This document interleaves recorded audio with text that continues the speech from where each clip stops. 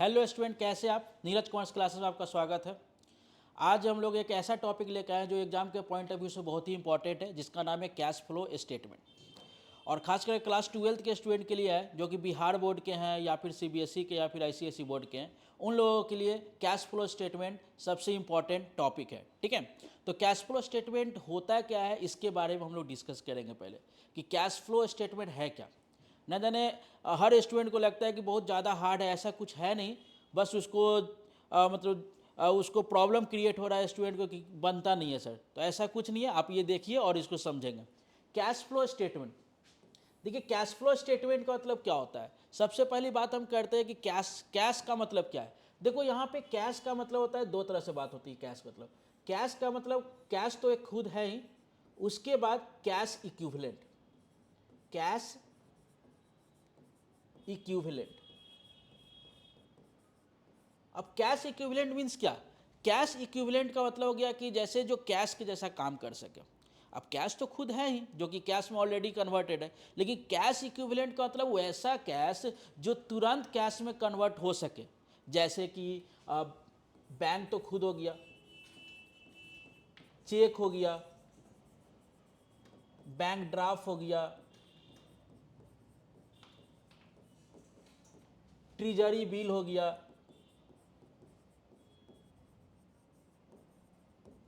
And marketable securities. ये सब क्या है? आपका कैश इक्विवेलेंट है। अब देखो कैश इक्विवेलेंट मतलब ये पूछ भी देता है कि कैश इक्विवेलेंट है क्या। तो कैश इक्विवेलेंट का मतलब हो गया वैसा अमाउंट, वैसा कैश जो कैश के फॉर्म में, तुरंत कैश के फॉर्म में हो, जो लिक्विड के फॉर्म में हो। जैसे बैंक जो कैश के जैसे काम करे, चेक जो तुरंत कैश में कन्वर्ट हो सके, शेयर्स, मार्केटेबल सिक्योरिटीज, ये सब आपका कैश इक्विवेलेंट है। तो देखो कैश का मतलब तो समझ गए। फ्लो का मतलब क्या होता है? फ्लो आपका दो तरह का हो सकता है। आपका इनफ्लो हो सकता है और एक आपका आउटफ्लो हो सकता है। इनफ्लो और आउटफ्लो, ठीक है। इनफ्लो भी हो सकता है और आउटफ्लो हो सकता है। इनफ्लो का मतलब कैश आ रहा है, आउटफ्लो का मतलब कैश आपका जा रहा है। एंड स्टेटमेंट, तो देखो स्टेटमेंट, क्योंकि आप लोग जानते हो बैलेंस शीट भी एक तरह का स्टेटमेंट होता है, उसी तरह से कैश फ्लो भी क्या है? एक स्टेटमेंट है जो कैश में या कैश इक्विवेलेंट में जो चेंजिंग हो रहा है ना, जो इनफ्लो हो रहा है या आउटफ्लो हो रहा है, उस चेंजिंग को एक स्टेटमेंट में रिकॉर्ड करना कैश फ्लो स्टेटमेंट कहलाता है। आई होप आप समझ चुके होंगे कैश फ्लो स्टेटमेंट क्या है। कैश फ्लो स्टेटमेंट का मतलब कि कैश में और कैश इक्विवेलेंट में जो चेंजिंग हो रहा है ना, वो चेंजिंग इनफ्लो या आउटफ्लो में हो सकता है। या तो पैसा आएगा या तो पैसा जाएगा, ठीक है। तो इसमें जो चेंजिंग हो रहा है ना, उस चेंजिंग को एक स्टेटमेंट में रिकॉर्ड करना कैश फ्लो स्टेटमेंट कहलाता है, ठीक है। अब देखिए कैश फ्लो स्टेटमेंट का जो अकाउंटिंग स्टैंडर्ड है, अब आप लोग अकाउंटिंग स्टैंडर्ड जान रहे हैं, जो रूल्स वगैरह है वो आपका प्रिस्क्राइब किया गया हुआ है AS3, ठीक है। आपका AS3 यहाँ पे है लिखा हुआ, AS3 रिवाइज्ड AS3, ठीक। अकाउंटिंग स्टैंडर्ड 3 रिवाइज्ड, क्योंकि AS3 में डिफाइन किया गया हुआ है कैश फ्लो स्टेटमेंट। सभी का अकाउंटिंग स्टैंडर्ड होता है, तो अकाउंटिंग स्टैंडर्ड जो है वो AS3 में कैश फ्लो स्टेटमेंट। अगर बिहार बोर्ड के स्टूडेंट हो तो आप जान लो कि कैश फ्लो स्टेटमेंट MCQ में पूछ सकता है कि अकाउंटिंग स्टैंडर्ड कितने में है, तो वो 3 में है, ठीक है। वही लिखा हुआ है CFS is prepared accounting to the AS3 revised, okay. अब देखिए कैश फ्लो स्टेटमेंट जो है आपका, कैश फ्लो स्टेटमेंट को 3 भाग में डिवाइड किया गया है। एक cash from operating activities, cash from investing activities and cash from financing activities, ठीक है। Cash from operating activities, cash from investing activities, cash from financing activities. अगर आप लोगों को समझ नहीं आ रहा है तो कमेंट बॉक्स आप लोगों के लिए है, आप लोग उस पर कमेंट कर सकते हो, आपको आंसर दिया जाएगा, ठीक है। तो operating activities, investing activities and financing activities, ये आपका अकाउंटिंग स्टैंडर्ड 3 के तहत बताया गया हुआ है कि AS3 में बताया गया हुआ है कि कैश फ्लो स्टेटमेंट को 3 भाग में डिस्ट्रीब्यूट किया गया हुआ है। First operating activities, investing activities, financing activities. अभी केवल समझो कि ऑपरेटिंग, इन्वेस्टिंग, फाइनेंसिंग अभी क्या है ये हम बताएंगे, ठीक है। ऑपरेटिंग 3 एक्टिविटीज होता है कैश फ्लो स्टेटमेंट में। First cash from operating activities, second cash from investing activities, third आपका कैश फ्रॉम फाइनेंसिंग एक्टिविटीज। अब देखिए यहाँ पे तो वही चीज यहाँ पे है कि कैश फ्लो से 3 एक्टिविटीज होता है। अब देखो कैश फ्लो स्टेटमेंट का कुछ हम मीनिंग हम लिखे हुए हैं और मीनिंग आप लोग को दिख रहा होगा। तो cash flow statement is a statement that show the cash cash flow like as inflow and outflow of cash and cash equivalent, जैसे हम बताएं आपको cash and cash equivalent during the accounting period from operating, investing and financing activities. आपको बताया ही, आपको 3 activities होता है, operating, investing, financing, ठीक है।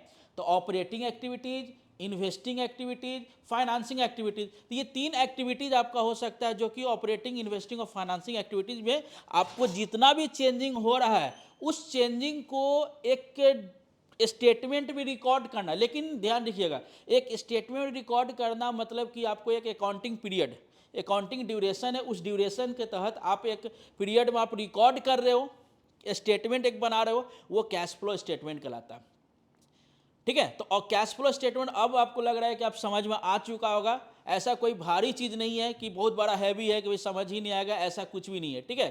कैश फ्लो स्टेटमेंट क्या है ये आपको समझ में आ चुका होगा। एक बार हम फिर से बोल रहे हैं, कैश फ्लो स्टेटमेंट एक वैसा स्टेटमेंट होता है जो कैश और कैश इक्विवेलेंट, कैश में और कैश इक्विवेलेंट में जो चेंजिंग हो रहा है उस चेंजिंग को एक स्टेटमेंट में रिकॉर्ड करना कैश फ्लो स्टेटमेंट कहलाता है। अब देखिए, the accounting standard prescribe that cash flow statement be prepared, है ना। तो अकाउंटिंग स्टैंडर्ड क्या कर रहा है, कैश फ्लो स्टेटमेंट प्रिपेयर्ड करने के लिए 2 मेथड दिया है। फर्स्ट है डायरेक्ट मेथड एंड सेकंड है इनडायरेक्ट मेथड। डायरेक्ट मेथड और इनडायरेक्ट मेथड आपका है। तो डायरेक्ट मेथड और इनडायरेक्ट मेथड है direct method and indirect method, ठीक है। समझ आया आता है डायरेक्ट मेथड क्या है और इनडायरेक्ट मेथड क्या है, ये भी हम डिस्कस करेंगे। हालांकि आप लोग को सीबीएसई के या आईसीएसई बोर्ड के स्टूडेंट हैं उन लोगों के लिए आपको इनडायरेक्ट मेथड ही है, डायरेक्ट मेथड नहीं पढ़ना है, बिहार बोर्ड वाले के लिए है। चलिए हम वो भी डिस्कस करेंगे। पहले हम लोग इनडायरेक्ट मेथड को ही डिस्कस करेंगे, क्या होता है इनडायरेक्ट मेथड वो भी हम डिस्कस करेंगे। तो आपको ये क्लियर हो, समझ में आ चुका होगा कि क्या होता है। आप इसका स्क्रीनशॉट भी ले सकते हो कि क्या है कैश फ्लो स्टेटमेंट, वो चीज़, ठीक है। चलिए अब आगे देखते हैं। ये तो क्लासिफिकेशन आपको बता ही दिए। अब देखिए, अब समझते हैं कि ऑपरेटिंग, इन्वेस्टिंग, फाइनेंसिंग, ये तीनों एक एक करके डिस्कस करेंगे। ऑपरेटिंग एक्टिविटीज क्या है, इन्वेस्टिंग क्या है और फाइनेंसिंग क्या है। देखिए, ऑपरेटिंग एक्टिविटीज में आपको केवल यहाँ पे ध्यान रखना है जो करेंट एसेट्स है और करेंट लायबिलिटीज है उससे रिलेटेड जितना भी रिकॉर्डिंग होगा वो ऑपरेटिंग में जाएगा, ठीक है। अब आप लोग करेंट एसेट्स और करेंट लायबिलिटी जान रहे होंगे कि करेंट एसेट्स क्या होता है और करेंट लायबिलिटीज क्या होता है। चलो एक बार हम बता देते हैं। करेंट एसेट्स का मतलब होता है वैसा एसेट्स जिसको आप कैश में कन्वर्ट कर सकते हो शॉर्ट टर्म के लिए, ठीक है। During a current asset are those asset which can convert into cash within a year. वो एसेट्स जिसको आप 1 साल के अंदर में कैश में कन्वर्ट कर सकते हो वो करेंट एसेट्स होता है, ठीक है। करेंट लायबिलिटीज क्या होता है, वो अमाउंट जो हम पेमेंट करते हैं, जो लायबिलिटी है जो पेमेंट करते हैं शॉर्ट पीरियड के लिए, वो आपका करेंट लायबिलिटीज कहलाता है। तो करेंट एसेट्स और करेंट लायबिलिटी समझ गए होंगे। करेंट एसेट्स का मतलब आपका एग्जांपल अगर हम कुछ लिखें तो देखो यहाँ पे एग्जांपल में आप अगर लिख सकते हो तो यहाँ पे देखो जैसे आपको स्टॉक हो सकता है, डेटर हो सकता है, बिल्स रिसीवेबल है, प्रीपेड एक्सपेंस है,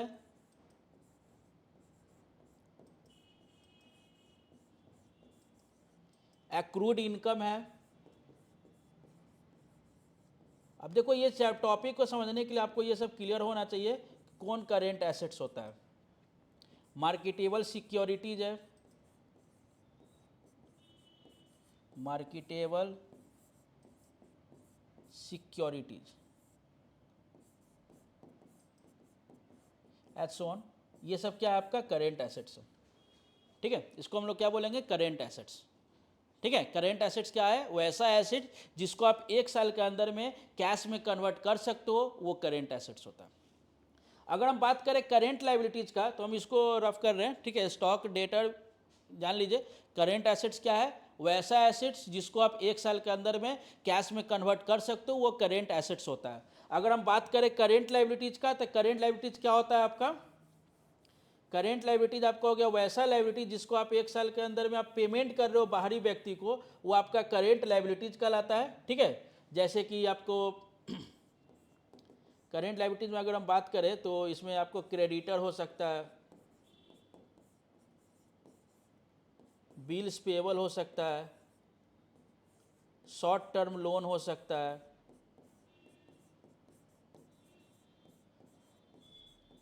आउटस्टैंडिंग एक्सपेंस हो सकता है,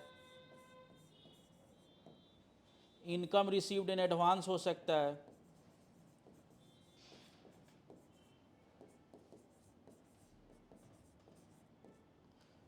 ठीक है। ये सब क्या आपका करेंट लाइबिलिटीज है, इसको हम लोग क्या बोलेंगे, करेंट लाइबिलिटीज, जो एक साल के अंदर पे करना होता है। तो ध्यान रखिएगा करेंट एसेट्स और करेंट लाइबिलिटी, इससे रिलेटेड आपको अच्छे तरह से क्लियर होना चाहिए कि करेंट एसेट्स क्या है और करेंट लाइबिलिटीज क्या है, क्योंकि करेंट एसेट और करेंट लाइबिलिटी में अगर आपको पे बात करना होगा तो आपको ये चीज़ अगर क्लियर होगा तभी जाकर क्वेश्चन आपसे बन सकता है, ठीक है। इसलिए करेंट एसेट्स और करेंट लाइबिलिटी को ध्यान रखना है। नेक्स्ट है cash from investing activities. Investing activities क्या है, तो यहाँ पे ध्यान रखना, आपको जितना भी फिक्स्ड एसेट्स है, जितना भी फिक्स्ड एसेट्स है उससे रिलेटेड आपको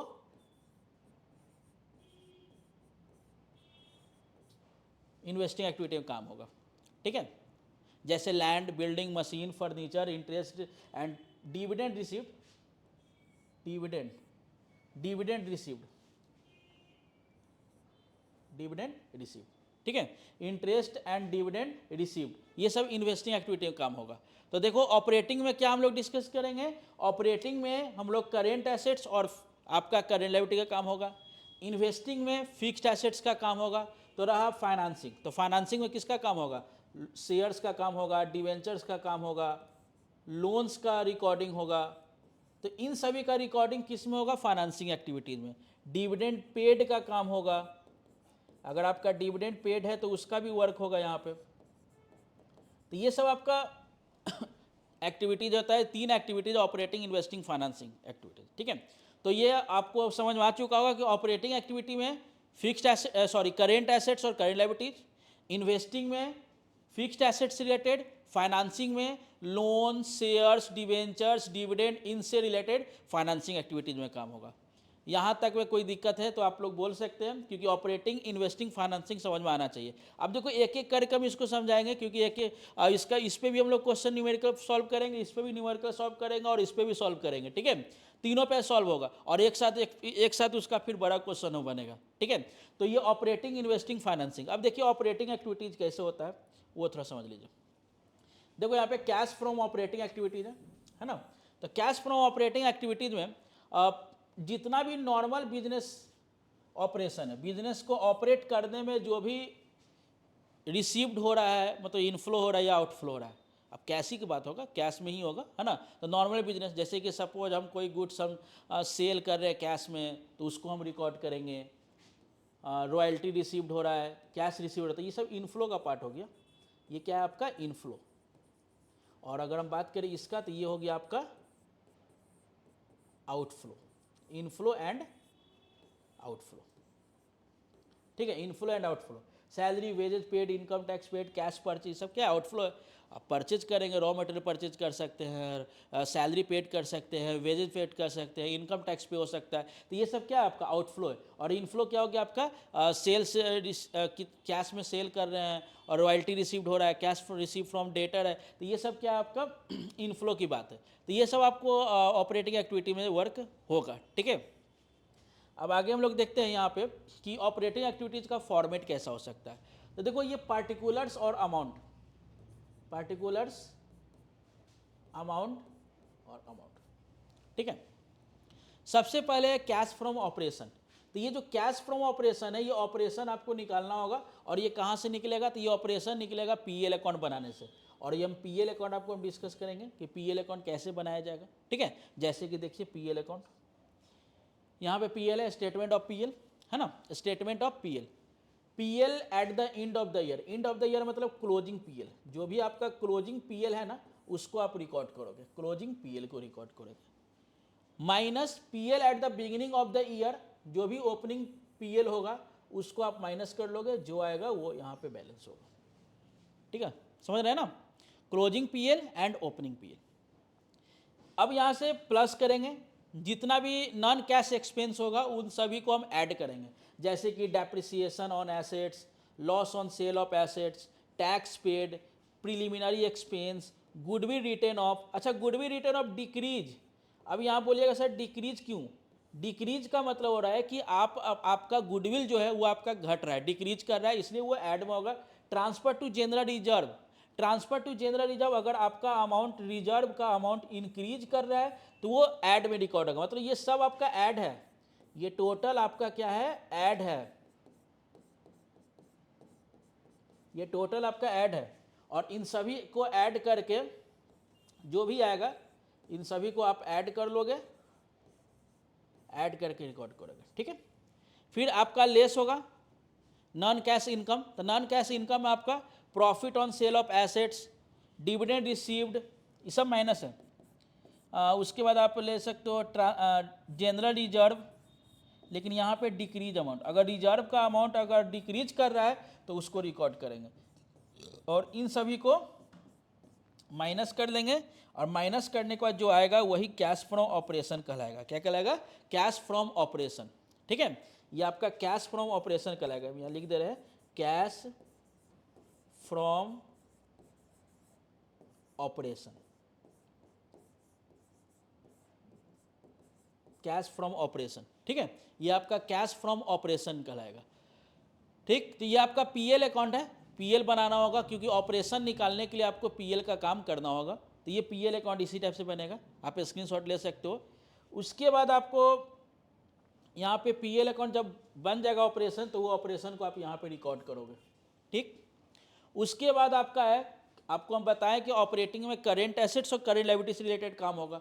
तो करेंट एसेट्स, अब देखिए यहाँ पे C A current asset, C A current asset, C L means current liability, C L means current liability, ठीक है।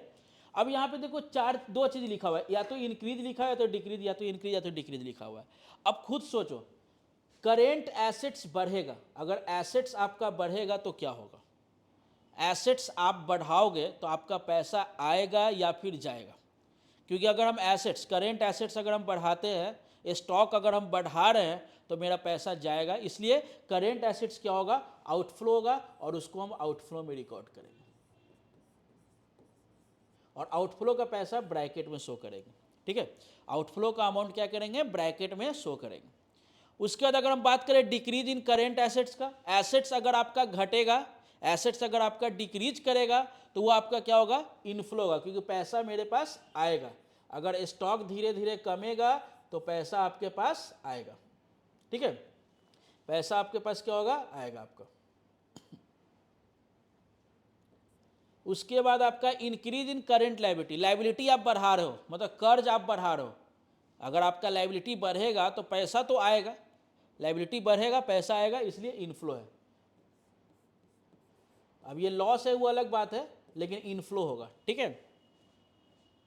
उसी तरह से decrease in current liability, liability आप कम कर रहे हो, कर्ज आपका जा रहा है, जाएगा तो पैसा आपका जा रहा है, तो आउटफ्लो होगा, तो ये आउटफ्लो हो जाएगा,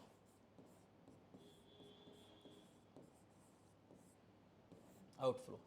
और इन सभी को कैलकुलेट करके यहाँ पे रिकॉर्ड कर देंगे, और वही आपका एक लास्ट आंसर आएगा आपका। या तो आंसर आपका आएगा इनफ्लो में, या तो आंसर आएगा आउटफ्लो में फ्रॉम ऑपरेटिंग एक्टिविटी। या तो ये आंसर आपका माइनस में आ सकता है, या तो आंसर आपका प्लस में आएगा। प्लस में आ गया तो आपका इनफ्लो कहलाएगा, माइनस में आ गया तो आउटफ्लो कहलाएगा, ठीक है। तो ये ऑपरेटिंग एक्टिविटीज़ है जो कि ये आपको बनाना था। तो ऑपरेटिंग एक्टिविटी आपको समझ में आ गया होगा। ऑपरेटिंग एक्टिविटी में करंट एसेट्स का काम होता है, और ये आपका फॉर्मेट है, इसी फॉर्मेट पे हम लोगों को क्वेश्चन बनाना है ऑपरेटिंग एक्टिविटी का। इसी तरह से इन्वेस्टिंग एक्टिविटीज़ है, और इसी तरह से फाइनेंसिंग एक्टिविटीज़ है।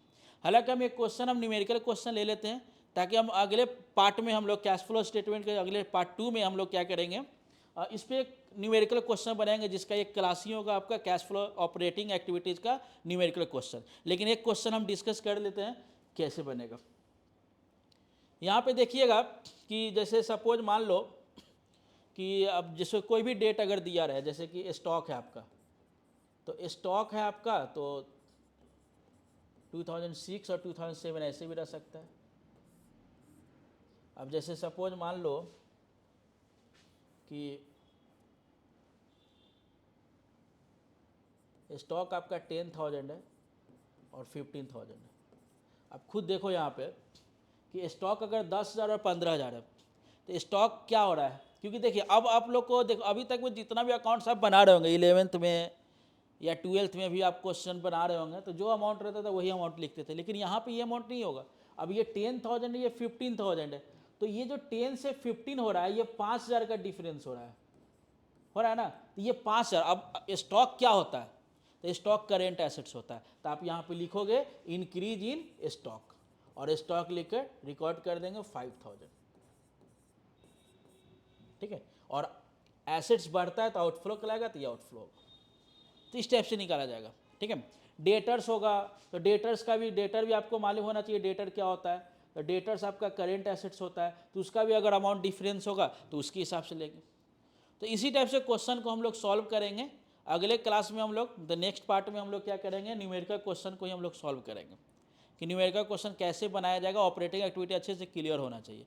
तो यहाँ पे डिफरेंस को ही, क्योंकि कैश फ्लो स्टेटमेंट में भी बताया गया था कि डिफरेंस को ही किया रिकॉर्ड किया जाता है। जो भी डिफरेंस है कैश में, जो भी चेंजिंग हो रहा है, कैश इक्विवेलेंट में जो भी चेंजिंग हो रहा है, उस चेंजिंग को एक स्टेटमेंट में तैयार करना। तो ये एक तरह का स्टेटमेंट ही है ना, ये स्टेटमेंट है, इस स्टेटमेंट पे हम इसको रिकॉर्ड कर रहे हैं, वो कैश फ्लो स्टेटमेंट होता है। तो आई होप आपको ये समझ आ चुका होगा कि कैश फ्लो स्टेटमेंट होता क्या है, ठीक है। इसी तरह से कैश फ्लो स्टेटमेंट का अगला पार्ट भी हम लोग डिस्कस करेंगे, उसमें हम लोग न्यूमेरिकल क्वेश्चन को सॉल्व करेंगे। तो यहाँ तक तो समझ में आ चुका होगा। तो आज के लिए इतना ही रहते देते हैं। Thank you.